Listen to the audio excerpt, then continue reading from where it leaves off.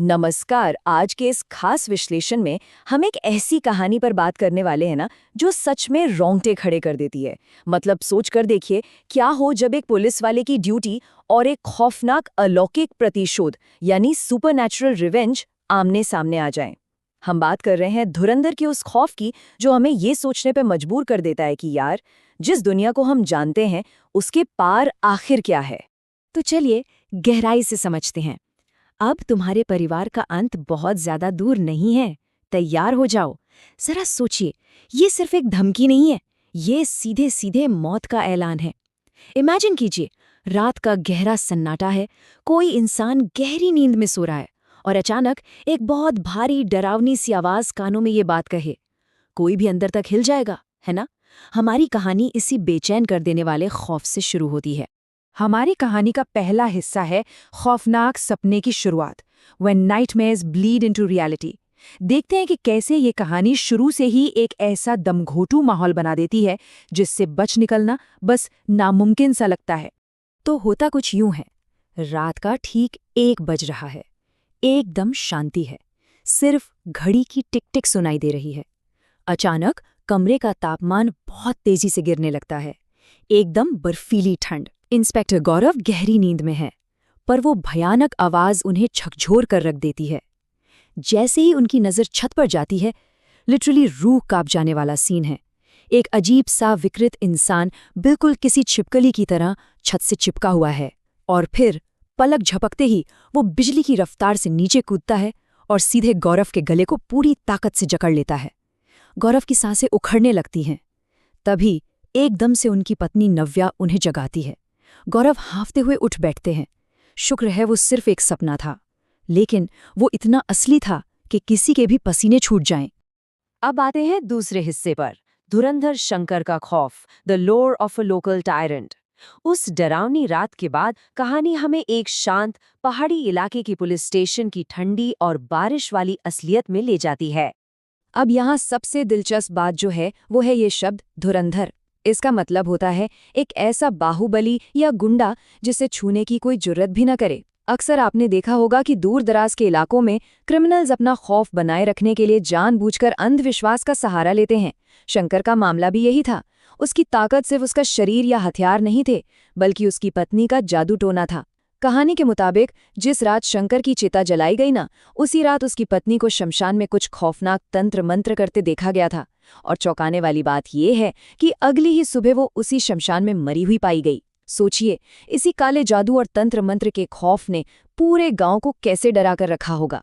यहाँ पर हमें 2 बिल्कुल अलग अलग माइंडसेट्स का टकराव देखने को मिलता है।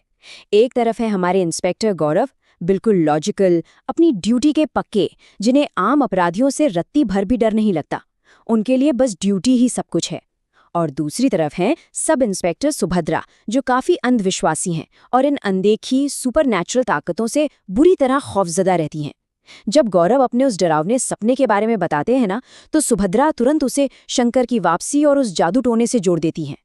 ये जो लॉजिक और खौफ के बीच की टक्कर है, ये पूरी कहानी में एक जबरदस्त टेंशन क्रिएट करती है। अब हम कहानी के तीसरे हिस्से में आते हैं, मौत और एक भयानक श्राप, द फेटल कॉन्फ्रंटेशन। चलिए फ्लैशबैक में चलते हैं और देखते हैं कि कैसे गौरव का वो फैसला कि वो इस लोकल अंधविश्वास के आगे नहीं झुकेंगे, इस पूरी भयंकर त्रासदी की वजह बन गया। उस दिन की शुरुआत कुछ ऐसे होती है। गौरव के सामने शंकर के खिलाफ शिकायतों का अंबार लगा है। वो ठान लेते हैं कि भाई अब इस खौफ को जड़ से उखाड़ना ही होगा। कुछ ही देर बाद उनका आमना सामना शंकर से होता है, जो खुलेआम पुलिस और कानून का मजाक उड़ा रहा होता है। बात शुरू होती है एक मामूली बहस से, और फिर देखते ही देखते एक भयंकर हाथापाई में बदल जाती है। गौरव किसी तरह उसे घसीटते हुए थाने ले आते हैं, लेकिन फिर जो होता है वो किसी ने सपने में भी नहीं सोचा था। शंकर अचानक अपनी पिस्तौल निकाल लेता है। अपने बचाव में गौरव भी गन निकालते हैं और पलक झपकते ही एक गोली सीधा शंकर के सीने के आर पार हो जाती है। मतलब एक नॉर्मल सी इन्वेस्टिगेशन चंद सेकंड्स में एक जानलेवा एनकाउंटर में बदल गई। तो यहाँ सबसे अहम बात यह है कि मरते हुए शंकर ने आखिर कहा क्या था। उसने कहा, मौत तो एक शुरुआत है, मैं वापस आऊंगा और तुम्हारे पूरे परिवार को खत्म कर दूंगा। सच बताऊं तो ये कोई खोखली धमकी नहीं थी, ये एक श्राप था। उसकी आंखों में जो दहशत थी और कांपते होठों से निकले वो शब्द, यही वो मोमेंट है जो इस पूरी कहानी का रुख पलट देता है।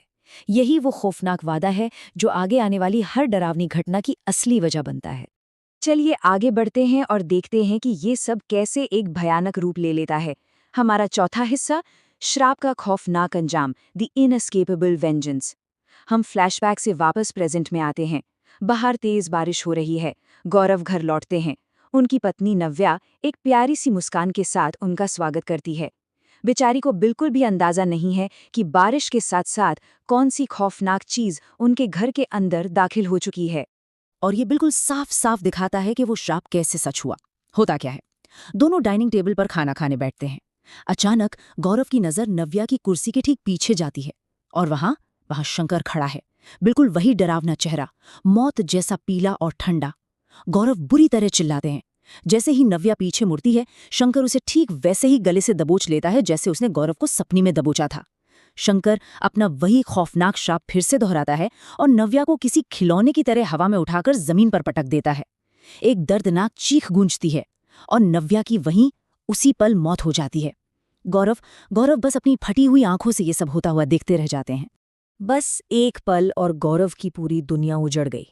उस कमरे में अब सिर्फ खून था, मौत की खामोशी थी और एक खौफनाक गंध थी।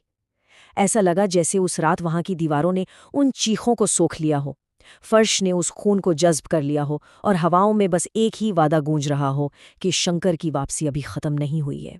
वो घर, वो जगह अपने आप में इस भयानक त्रासदी का एक जीता जागता सबूत बन गई। और इसी के साथ हम आज के इस रोंगटे खड़े कर देने वाले विश्लेषण के आखिरी मोड़ पर आ गए हैं। ये पूरी कहानी हमें एक बहुत ही अजीब और बेचैन कर देने वाले सवाल के साथ छोड़ जाती है।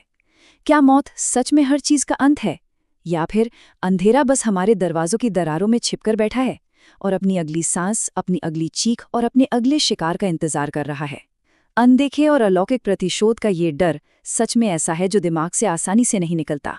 खैर, आज के इस विश्लेषण में मेरे साथ जुड़े रहने के लिए बहुत बहुत शुक्रिया।